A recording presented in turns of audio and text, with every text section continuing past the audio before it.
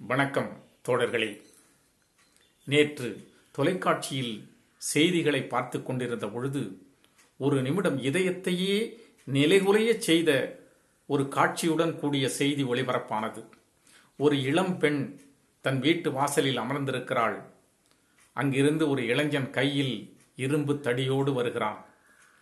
கண்ணிமைக்கும் நேரத்தில் மிருகத்தனமாக அவள் தாக்கப்பட்டதால் இரத்த வெள்ளத்தில் உயிரற்ற உடலாய் அந்த உருவம் சாய்கிறது. செய்தி சொல்லுகிறது, இருவருமே காதலித்து திருமணம் செய்து கொண்டவர்கள். 9 மாத காலம்தான் ஆகிறது. வரதட்சணை வாங்கி வரச் சொல்லி தொடர்ச்சியாக அவன் கொடுத்த துன்பத்தின் உச்சகட்டம்தான் நேற்றைய கொலைக்களம் என்று தெரிய வருகிறது. 78 ஆண்டு காலம் முடிந்துவிட்டது இந்தியா சுதந்திரம் பெற்று. எங்கே போகிறோம் நாம் என்ற கேள்விதான் நமக்குள் மெஞ்சுகிறது. 100 ஆண்டுகளுக்கு முன்பு அடுப்படியில் எரிகின்ற தீயை தவிர வேறு எந்த தீயும் தெரியாதவள் பெண். அந்த காலத்தில் கூட பட்டங்கள் ஆள்வதும் சட்டங்கள் செய்வதும் பாரினில் பெண்கள் நடத்த வந்தோம் என்று பாடுகிறான் பாரதி. பாரதி பாடிய காலத்தில் பெண்களுக்கென்று தனியாக கல்வி சாலைகள் கிடையாது, பள்ளிக்கூடங்கள் கிடையாது. விரிந்து கிடக்கின்ற வெளியுலகம் பற்றிய பார்வை இல்லாமல் அடுப்படியில் வாழ்ந்த பெண் தனக்கென்று கல்வி கற்பதற்கான உரிமை இல்லாத காலத்தில் வாழ்ந்த பெண். அந்த காலத்தில் பாரதி பட்டங்கள் ஆள்வதும் சட்டங்கள் செய்வதும் என்று பாடுகிறான் என்றால் அது ஒரு கற்பனைக்கு எட்டாத கற்பனையாக இருந்திருக்கலாம்.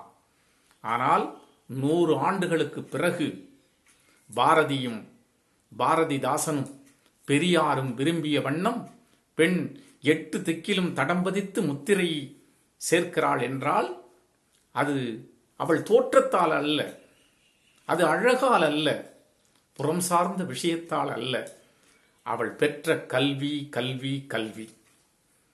ஆனால் ஒரு பெண் எத்தனை உயர்ந்த கல்வியை கற்றிருந்தாலும், பொருளாதார சுதந்திரம் பெற்றிருந்தாலும், சமூகம் அங்கீகரிக்கக்கூடிய உயர்ந்த இடத்தில் வீற்றிருந்தாலும் கூட ஒரு ஆணுக்கு இணையான சமநிலையோடு அவளுடைய வாழ்வு நகர்வதில்லையே.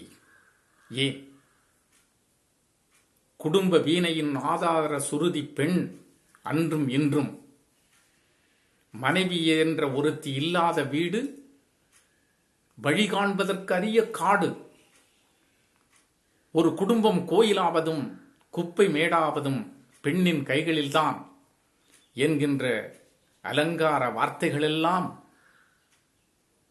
பட்டிமன்ற பேச்சாளர்களுடைய பசிபோக்கும் பட்டியலிடப்பட்ட வாக்கியங்களாக மாறிவிட்டதே தவிர அவருடைய வாழ்க்கையில் எந்த விதமான முன்னேற்றமும் இல்லை.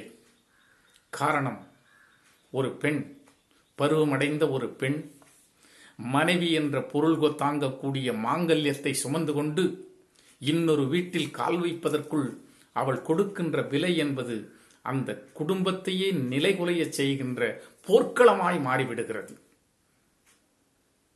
இதைத்தான் ஒரு தந்தை கண்ணீரால் வார்த்தைகளாய் தெரிக்கிறார். மகளே, நீ பிறந்தாய், மொட்டு முனையில் பனி முட்டை இட்டது போல். உன் பேசும் விழிகளால் என்னை பித்தனாக்கினாய். உன் பேசும் விழிகளால் என்னை பித்தனாக்கினாய்.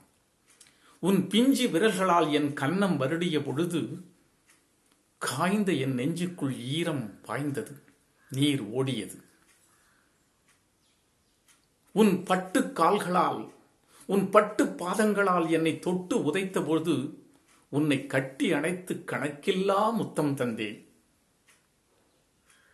என் கவலைகள் தந்த காயங்களை உன் கள்ளமில்லா சிரிப்பு களிம்பாகி ஆற்றியது. நீ பூப்பெய்தினாய். அன்றே பாட்டியானது போல் உன் அன்னை தன்னை மறந்தாள், அகம் மகிழ்ந்தாள். அப்பப்பா, இப்பொழுது நீ எப்படி வளர்ந்து விட்டாய், எப்படி வளர்ந்து விட்டாய். இனிதான் எனக்கு சோதனை ஆரம்பம். ஆம், உன் வாழ்வில் தீபமேற்ற நான் திரிதேட வேண்டி இருக்கிறது. இன்னொரு வீட்டில் நீ விளக்கேற்ற நாங்களே எண்ணெயாய் மாற வேண்டியிருக்கிறது. அதற்கே அவ்வளவு விலை தேவைப்படுகிறது. ஆசையின் உச்ச கிளையில் அவர்கள், பாசத்தில் நான். நேற்று வரை என் கவலைகளையெல்லாம் தீர்த்தவள் நீ, இன்று ஒட்டுமொத்த கவலையே நீதான். எனக்குள்ள தவிப்பெல்லாம் ஒன்றே ஒன்றுதான், உன்னை கரை சேர்ப்பதற்குள் நான் கரைந்து விடுவேனோ என்று கலங்குகிறேன். உன்னை கரை சேர்ப்பதற்குள் நான் கரைந்து விடுவேனோ என்று கலங்குகிறேன். இயற்கையே, அவளை குமரியாக்காமல் குழந்தையாகவே வைத்திருக்க கூடாதா? கொஞ்சி கொஞ்சி மகிழ்ந்திருப்பேனே, என்னை குலுங்கி கலங்க வைத்து விட்டாயே என்கிறார். இந்த வரதட்சணை என்ற கட்டுக்குள் இந்த பெண்ணை பெற்றவர்கள் குடும்பம் சிக்கி தவிக்கிறதே. வேலை, கல்வி, வருமானம் என்று இந்த நவீன காலத்தில் வெவ்வேறு வடிவங்களில் வரதட்சணை பேயாட்டம் போடுகிறதே. ஏழை வீடுகளில் திருமணமே பிரச்சனை ஆகிறது. பணக்கார வீடுகளில் திருமணம் முடிந்த பின்பு மேலும் மேலும் கொண்டு வா என்பது பிரச்சனை ஆகிறது. எத்தனை காட்சிகளை தொலைக்காட்சியில் பார்த்து நாம் கண்கலங்கி நிற்கின்றோம். பெண்களுக்கு சொத்துரிமை இல்லாத வேத காலத்தில் அவர்களுக்கான நிதி பாதுகாப்பு என்று பெண்ணின் சொத்தாக கொடுக்கப்பட்ட சீதனம் கால ஓட்டத்தில் மாப்பிள்ளை வீட்டார் கட்டாயப்படுத்துகின்ற பண பரிமாற்றமாக மாறி இன்று மிகப்பெரிய சொல்லுண்ணா துயரத்துக்கு பெண் வீட்டாரை ஆளாக்குகின்ற மிக கொடுமையாகவே மாறிவிட்ட காலமாய் போய்விட்டது. இதை மாற்றுவதற்கு யாருமே இல்லையா? சட்டங்கள் இருக்கிறது, ஆனால் முறையாக செயல்படுத்த முடியாது. பெண்ணியம் பேசுகின்ற பெண் போராளிகளோ அரசியல் களத்தில் அவதாரம் எடுத்து விட்டார்கள். நடந்துவிட்ட ஒரு கொடுமையை எடுத்துக்கொண்டு அதற்கு அரசியல் சாயம் பூசுவதற்கு முனைகிறார்களே தவிர, இந்த ஏழை எளிய நடுத்தர குடும்பங்களினுடைய வாழ்க்கையை சீரழிக்கின்ற, ஆசையை தூண்டுகின்ற பணக்கார வீட்டு ஆடம்பர கல்யாணங்கள் பற்றி அவர்கள் மௌனம் கலைப்பதே கிடையாது. இதுதான் இங்கே உள்ள ஒரு பிரச்சனை. இதையெல்லாம் பார்க்கும் பொழுது இந்த பெண்ணுக்கு விடிவே கிடையாதா? அவள் எத்தனை பெரிய முன்னேற்றம் அடைந்திருந்தாலும் அவளுடைய அடிப்படை உரிமையாக அவள் விலை பேசப்படுகின்ற அந்த கொடுமை யார் களைவது? ஒரு பழைய திரைப்படத்தில் ஒரு பாடல் வரும். கண்ணதாசனுடைய கண்ணீர் சிந்துகின்ற வரிகள். சித்திரத்தில் பெண்ணெழுதி சீர்படுத்தும் மாநிலமே, ஜீவனுள்ள பெண்ணினத்தை வாழவிட மாட்டாயா? அன்னை என்றும் தெய்வம் என்றும் ஆர்ப்பரிக்கும் பெரியோரே, இன்னமுது தெய்வமெல்லாம் ஏட்டிலெழும் தேன்தானா? மன்னர்குல கண்ணியரே கண்கலங்க வேண்டுமென்றால் மண்டலத்தில் பெண்களுக்கு வாய்த்த விதி இதுதானா என்று எழுதியிருப்பார். இதுதான் இந்த பெண்மையின் சோகம்.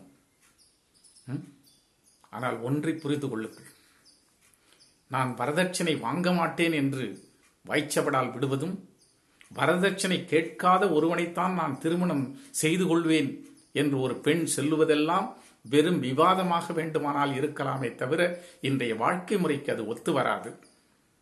ஒன்றை நீங்கள் உணர வேண்டும், இது பெண்ணுக்கான அசிங்கம் அல்ல.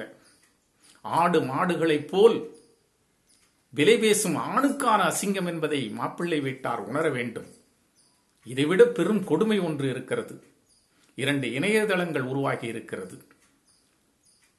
உன்னுடைய தரவுகள் அத்தனையும் சொல்.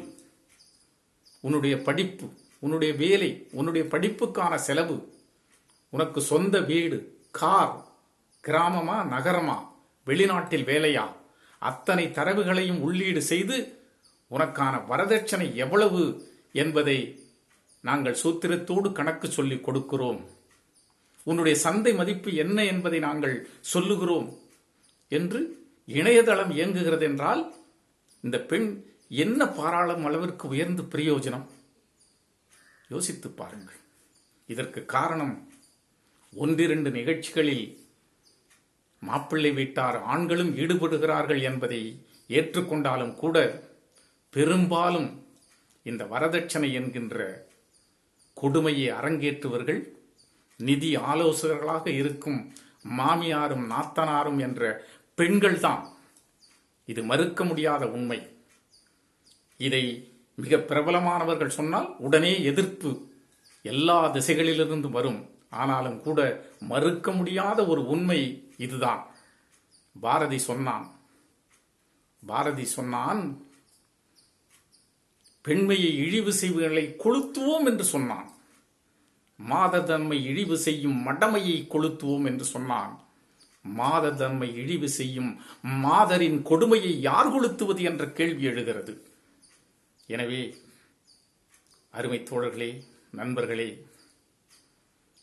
எதிர்காலத்தை கணக்கில் கொண்டு ஆணுக்கு நிகராக பெண் வாழ வேண்டும், அவளுடைய அடிப்படை உரிமை அவமானகரத்திற்கு உட்படுகிறது என்பதை புரிந்து கொண்டு அந்த பெண்ணை வாழ விடுங்கள். அப்பொழுதுதான் தை பிறந்தால் வழி பிறக்கும் என்று சொல்லுகிறார்களே, ஒவ்வொரு வருடமும் தை பிறந்து கொண்டேதான் இருக்கிறது.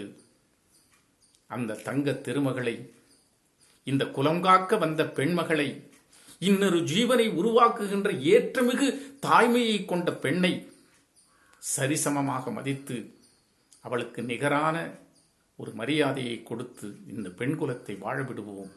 வாழ்த்துக்கள் தோழர்களே, நீங்களும் முயற்சி செய்யுங்கள். ஒன்றை மட்டும் நான் சொல்லுகிறேன், இந்த பதிவை போடுவதற்குரிய அனைத்து தகுதியும் நான் பெற்றிருக்கிறேன் என்பதால் தான் இந்த உணர்ச்சிகரமான உரை. நன்றி தோழர்களே, வணக்கம்.